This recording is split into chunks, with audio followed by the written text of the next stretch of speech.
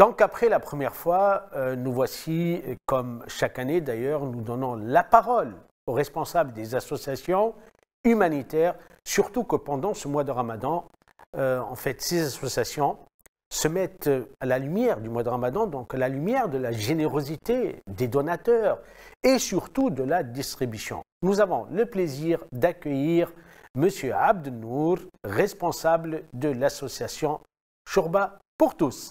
Salam alaikum, M. Abd Nour. Wa alaykoum salam, c'est Samy, le plaisir est partagé. C'est Abdelnour Tadouche pour ceux qui connaissent le nom complet. Oui, barakallahu fik.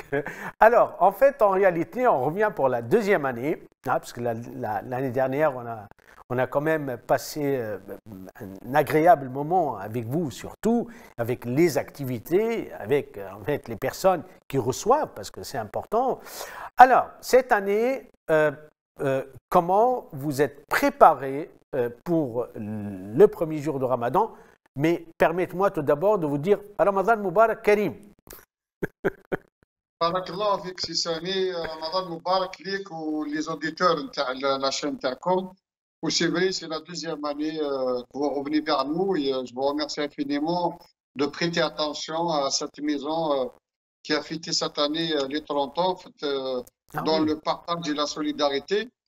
Et on est là, on est disponible, on se prépare comme chaque année, comme on le fait 3-4 mois avant le Ramadan. On contacte nos donateurs, on fait notre publicité. D'accord. Quoique la publicité, c'est un gros mot parce que c'est la misère. On est en train Ouais.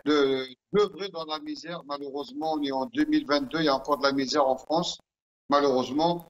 Et avec la mobilisation de tous nos bénévoles et les administrateurs de l'association, nous sommes presque prêts à 3-4 jours du début de Ramadan. Et j'espère cette année aussi avoir le chapiteau comme l'année dernière à la porte de Pantin afin d'accueillir les gens dignement, attablés et mangent comme monsieur et madame tout le monde. Monsieur Abdelnour, je crois que une brève histoire, un rappel de l'histoire de Shorba pour tous s'impose pour celles et ceux qui ne connaissent pas, parce que sont vus de partout. Juste un petit rappel, en fait, dans quelles conditions elle a été créée, et en fait, un peu d'histoire, s'il vous plaît. Ah ben, ça tombe bien. En fait, elle a été créée juste avant Ramadan 1992 au 113 boulevard Stalingrad à Stade, dans la banlieue parisienne.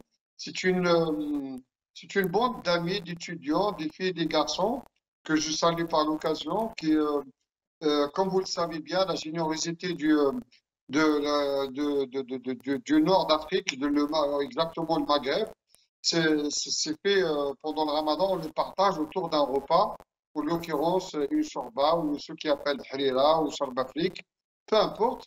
Il y avait cette idée de dire venez, on va faire ça, on va se retrouver tous et on va partager un beau moment un soir. Et l'idée, elle est partie comme ça. Ils ont lancé cette idée dans la banlieue parisienne. Et puis, du coup, ils ont déménagé l'année d'après sur Paris, dans le 19e à Stalingrad. Et c'est toujours la même équipe. C'est des étudiants, c'est des immigrants. Et puis, c'est une association qui ouvre ses portes à tout le monde parce qu'on est sous la loi 1901, apolitique et à religion. Certes, on opère pendant le Ramadan. En fait, c'est une activité en plus. On répond à une demande de ces personnes qui font le jeûne pendant tout le mois de Ramadan parce que soit ils n'ont nulle part où y aller ou ils n'ont pas de moyens. Et nos portes, ils sont grandes ouvertes pour tout le monde. On n'a besoin ni de pièce d'identité, ni de quelle religion vous êtes. Le chapitre s'ouvre, les gens ils font la chaîne, ils rentrent, ils mangent, et au revoir et merci. Et puis on a peu que ça, on fait aussi la distribution à l'année. Il y en a des personnes qui croient qu'on fait ça que pendant le Ramadan. Par contre, on distribue pendant toute l'année, du lundi au samedi, à métro Jaurès, 350 à 400 repas par jour. Et aussi, on fait aussi des maraudes hivernales. Chaque année, on commence début novembre jusqu'à fin mars. C'est ce qu'on a fait aussi cette année. On a fini ce week-end. On fait aussi des collectes alimentaires. Et avant, on faisait des collectes alimentaires pour aider les familles en difficulté Et l'année dernière, on a décidé de faire autre chose. On leur a créé une épicerie solidaire qui aura un autre sens, en fait, de responsabiliser un petit peu les personnes qui sont dans le besoin. Quand on fait un colis alimentaire, on leur impose certains produits, mais quand maintenant on a créé l'épicerie solidaire qu'on a lancé un mois avant le Ramadan, et ils viennent, ils choisissent leurs produits, sauf que pour l'épicerie solidaire, il faut qu'ils passent par des services sociaux du 19e arrondissement. Très bien, c'est Abdenour. Ok, Hein? juste en fait, j'aimerais bien revenir un peu, parce que je crois que cette année, il y a des nouveautés. Je crois que en se développant, vous vous rendez compte des besoins de plus en plus pressants, pesantes, malheureusement, c'est comme ça. Est-ce que vous croyez que l'année Ramadan 2023, en fait, serait différent des années précédentes, vu d'abord l'inflation, vu la crise, vu en fait le nombre considérable de ceux qui sont dans le besoin et le nombre aussi, j'imagine, des bienfaiteurs. Est-ce que vous croyez que vous auriez la capacité cette année d'avoir cet équilibre entre ceux qui donnent et ceux qui reçoivent? En fait, comme je l'ai dit tout à l'heure, malheureusement, la précarité, avec le passage du Covid, il y avait beaucoup plus de personnes qui sont tombées dans la précarité. Et ça nous a donné plus d'investissement, plus de travail. Quand je dis travail bénévolat, parce que moi, je suis président, mais je suis bénévole, j'ai pas de salaire. Et comme vous dites, la mobilisation des uns et des autres, entre autres, les généraux donateurs, c'est vrai qu'ils sont un petit peu touchés, mais ils nous ont restés fidèles. Et par l'occasion aussi, on peut faire un appel pour d'autres personnes qui ne savent pas qu'on est toujours là pendant le Ramadan ou toute l'année, qui, s'ils veulent se rejoindre à nous, ils passent par notre site Une Chorba pour tous, ou ils viennent au local, soit des aides financières, soit des aides alimentaires. On prend tout. Pourquoi on prend tout? Parce qu'on a plusieurs possibilités d'aider les gens. C'est vrai, quand vous dites, est-ce qu'on aura une possibilité d'assumer?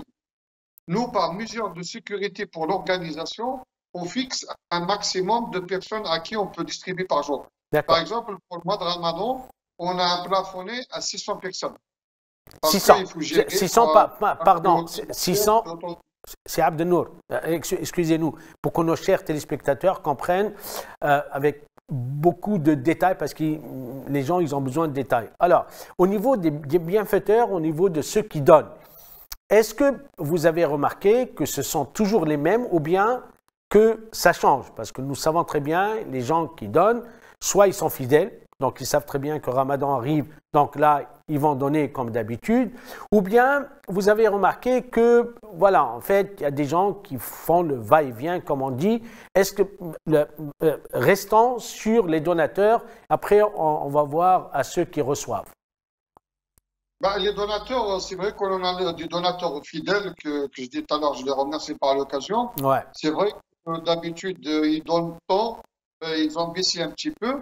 Après, ceux qui font les va-et-vient, il y a toujours cette maison, parce que les gens, ils ont fait confiance. Maintenant, 30 ans qu'on existe. Ouais. Il n'y a plus de doute, ils savent que c'est la bonne maison, c'est là où il faut y aller aider, parce qu'ils savent, ils ont le résultat. Et ils savent que donner, ils savent que ça va, c'est juste un passoire pour nous. Et ceux qui font va-et-vient, ils ramènent d'autres avec eux. Par exemple, les filles va-et-vient, il peut donner cette année, mais peut-être il ne pourra pas donner toute l'année, mais une fois dans l'année. Après, il y a plusieurs façons de donner. Il peut donner une sadaqa, il peut faire une zakat de mal, il peut aussi donner. Et nous, on lui fournit un reçu fiscal pour qu'il déduise ça des impôts. Ça, c'est très important pour ceux qui font des dons. Parce qu'il y a des sociétés, au lieu de payer des impôts, ils peuvent venir ici à l'association faire leurs dons. C'est ça. Peu importe là. C'est plafonné jusqu'à 7 500 €, voire plus. Et ils ont 70% d'abattement d'impôts. C'est-à-dire qu'ils viennent ici, on leur fournit un SERPA et du coup, ils font ça dans leur dossier d'impôts et puis ils ont déduit d'impôts. Très bien. Donc là, on rappelle que est-ce qu'au niveau en fait de réduction d'impôts, est-ce que c'est valable pour les individus ou bien que pour les entreprises? C'est pour les deux. Pour les deux. Pour les individus et pour les particuliers et pour les sociétés. D'accord. Pourquoi les particuliers, ceux qui sont redevables, ils sont redevables d'impôts, ben, ceux-là aussi, on les a ici. Hein. C'est pas un exemple que je donne. On a des personnes comme ça, il vient, il fait son don, il prend son papier, soit il le demande sur notre site, Ouais, là où c'est marqué don. Quand il fait son don, il demande un reçu fiscal, ou il d'accord. nous envoie un mail à contact@chambapourtous.org. Il nous donne tous ses coordonnées, nom, prénom, société, adresse postale, les téléphones, et on lui fait ça, soit par mail, soit par courrier. D'accord, c'est Abdelnour. On va rester avec les donateurs sur les donateurs.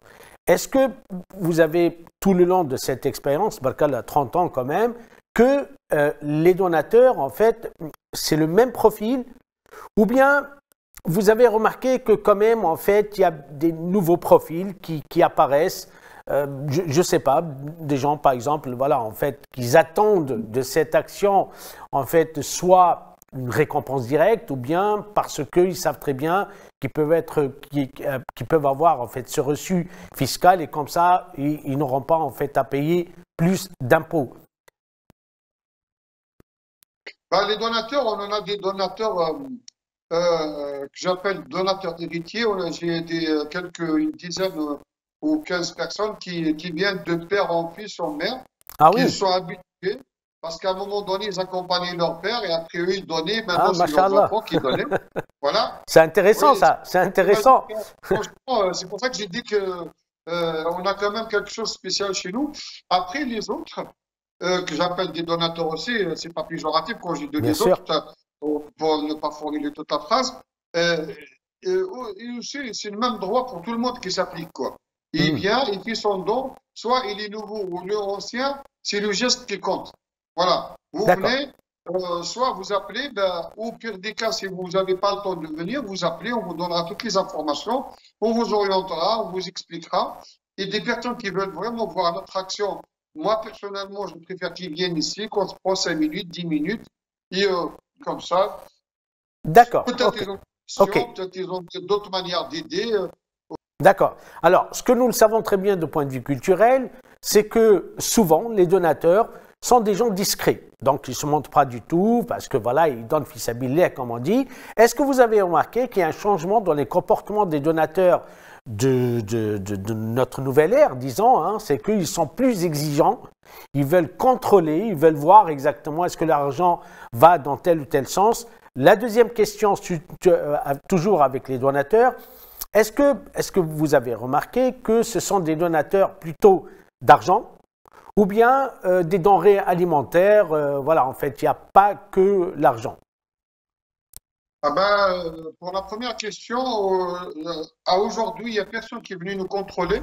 Mais s'ils veulent contrôler, nous, on a des comptes, des comptes disponibles. Ils sont même affichés sur Internet. Et ils sont accessibles à tout le monde. Celui qui veut voir nos comptes, nos rapports d'activité, il n'y a aucun problème.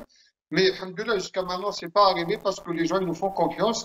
Parce que c'est 30 ans d'existence, ben, c'est pas rien. D'accord. Voilà quoi. Après, pour la deuxième question, on n'impose rien aux donateurs. Ben, chacun donne à sa manière. Il y en a d'autres qui veulent. Ce que j'ai remarqué, par exemple, si vous voulez le savoir, Ouais, c'est une nouvelle génération ouais. et ils sont trop dans la religion. Ils se disent, oui, moi j'ai lu dans le Coran que il faut que je donne tant de poids de nourriture. À un moment donné, on était débordés. On n'avait même pas où les stocker. Vous voyez ce que je veux Ah dire? oui, carrément. Et Oui, du oui, coup, oui, oui, c'est je vois. obligé de faire des colis alimentaires pour des personnes qui n'ont même pas besoin de riz ou de patates ou de tomates. On leur dit, voilà, tenez, malheureusement, on ne peut pas les stocker, on vous les donne. OK. Vous voyez? Et c'est ça, c'est un nouveau phénomène, si vous voulez savoir. Mais il y a une autre manière de donner, parce que nous, voilà, vous voyez, voilà, je viens de recevoir du courrier, voilà, c'est des chèques des personnes, ça va dans notre compte, c'est contrôlé par un commissaire au compte. Ouais. Nous, on gère ça par la suite. Ça veut dire, dès qu'on a besoin des produits, on les achète sur notre compte. Voilà, Très bien. contrôlé par un commissaire au compte. Vous voyez ce que je veux dire? Ah, non, c'est très bien. Donc, Inch'Allah Ta'ala, en fait, on se retrouvera dans d'autres épisodes avec M. Abdelnour, responsable de Shorba pour tous.